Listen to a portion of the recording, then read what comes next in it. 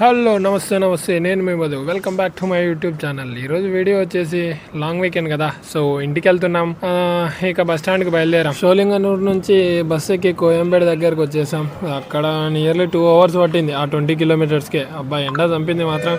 ఎండలో కూడా ఇంత గ్లామర్గా అయితే ఉన్నా, ఎలా ఉన్నానో నాకే అర్థం కావట్లేదు. చూసి మాత్రం జలసీగా ఫీల్ అవ్వకండి, ఎందుకంటే అది భయపడుతూ వచ్చింది. ఓవర్ యాక్షన్ చేస్తున్నా అనుకుంటున్నారా?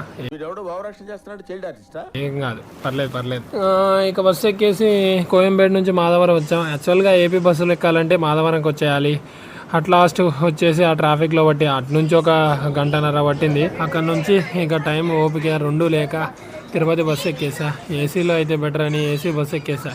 తిరుపతిలో దిగేసరికి 11:30 అయింది. అక్కడ తీరా చూస్తే బస్సులు లేవంటున్నారు. 11:30, 12 అవుతుంది. ఇంకా లాస్ట్కి ఏదో బస్సు వచ్చింది. అక్కడ వచ్చిన 2 minutesకే మొత్తం ఫుల్ అయిపోయింది. ఇంకా బస్సు మార్నింగ్ 3 వరకు లేదని అంటే అందులోనే ఎక్కాక ఏం చేస్తావు, ఏం చేయలేక అస్సలు నిలబడుకొని అన్ని అవర్స్ ఎలా ఉండాలో అనుకున్నా. కానీ మంచి పాటలు పెట్టిండు, మంచి ఊపున్న పాటలు పెట్టి కొద్దిగా నిలబడుకున్నామనే ఫీలింగ్ లేకుండా చేశాడు. అబ్బో, ఈ పాటలు లేకోకుండా ఉంటే అసలు 2 hours ఎలా నిలబడాలో అర్థమయ్యేదే కాదు. అట్ లాస్ట్ 2 hours అదే ఎనర్జీ మెయింటైన్ చేసి నిలబడుకున్న తర్వాత సీట్లు ఖాళీ అయ్యాయి. అలా సీట్లు దొరికిన వెంటనే ఒక 1/2 hour స్లీప్ వేసిన తర్వాత నెక్స్ట్ మళ్ళీ కడప నుంచి మన ఊరికి డైరెక్ట్ బస్సు. ఆ టైంలో దొరకదు, కానీ నాకెందుకో అదృష్టం దక్కి కాళ్ళతో దాన్ని బయటికి పంపించింది. ఇంకేమో వచ్చేసాం.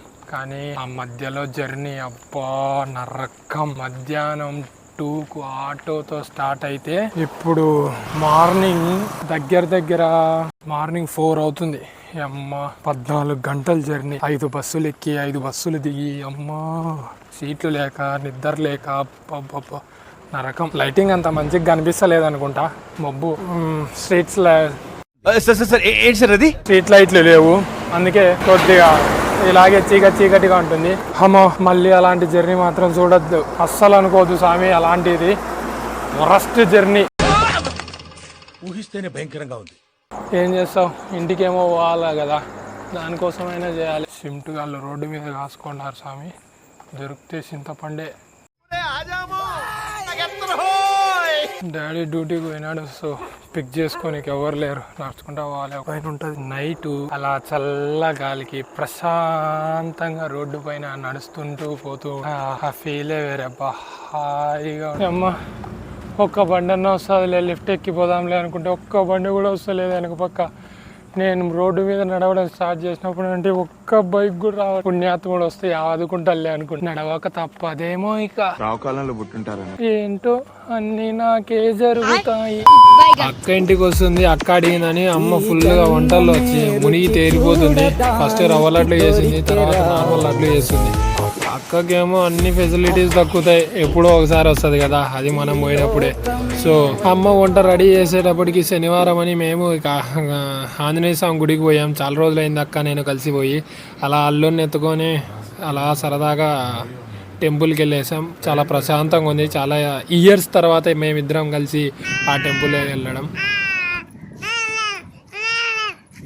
అక్కడే కొద్దిసేపు పీస్ఫుల్గా టైం స్పెండ్ చేసి మళ్ళీ ఇంటికి వచ్చేసాం.